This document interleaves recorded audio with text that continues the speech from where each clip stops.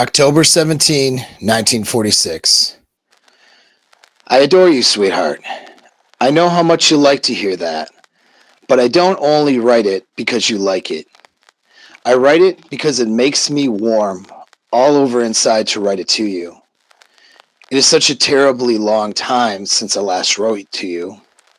Almost 2 years. But I know you'll excuse me because you understand how I am. Stubborn and realistic. And I thought there was no sense to writing. But I know now, my darling wife, that it is right to do what I have delayed in doing and that I have done so much in the past. I want to tell you I love you. I want to love you. I always will love you. I find it hard to understand in my mind what it means to love you after you are dead.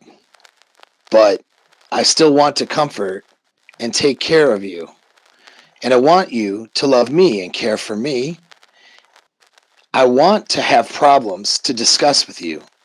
I want to do little projects with you. I never thought until just now that we could do that. What should we do? We started to learn to make clothes together, or learn Chinese, or getting a movie projector. Can't I do something now? No. I'm alone without you.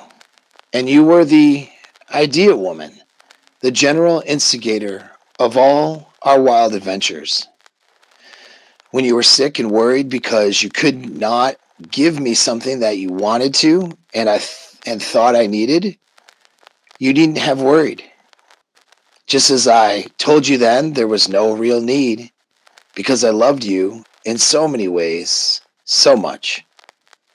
And now, it is clearly even more true. You can give me nothing now, yet I love you so that you stand in my way of loving anyone else. But I want you to stand there. You, dead, are so much better than anyone else alive.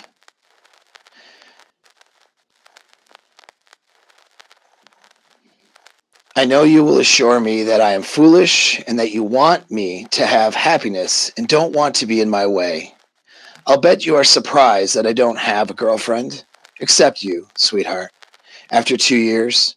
But you can't help it, darling, nor can I. I don't understand it, for I have met many girls, and very nice ones, and I don't want to remain alone. But in 2 or 3 meetings, they all seem ashes. You only are left to me. You are real. My darling wife, I do adore you. I love my wife. My wife is dead. Rich. P.S. Please excuse me not mailing this, but I don't know your new address.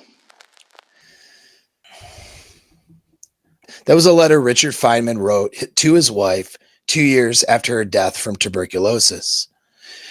For those of you in relationships right now, I want you to think for a moment what it would be like to lose what you have.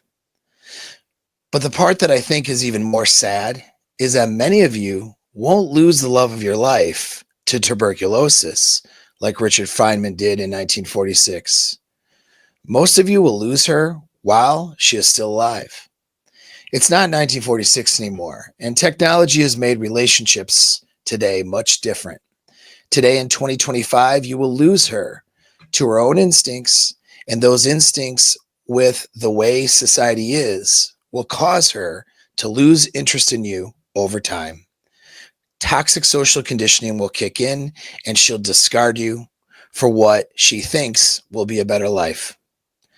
You'll be divorced and broken up with, and the woman you love will be dead, figuratively speaking, alive in body, but a different person now that she no longer loves you. To me, that's even more sad to see you guys go through that than seeing a man go through losing someone to old age or disease. But there's a bright side, and that is that this fate is completely preventable. Guys, you need to learn game, both inner as well as external game.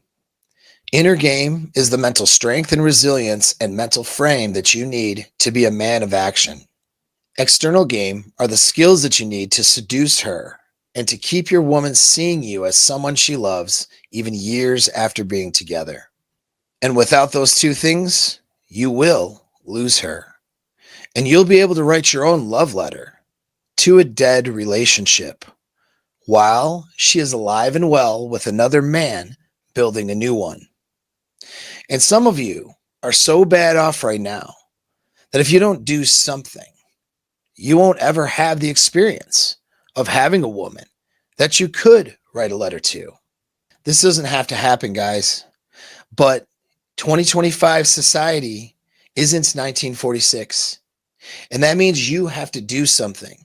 On your own, you'll get nothing and lose everything. Let's get you away from the bad YouTube advice that's all over the internet from other content creators and join my community. It's free and it's a start.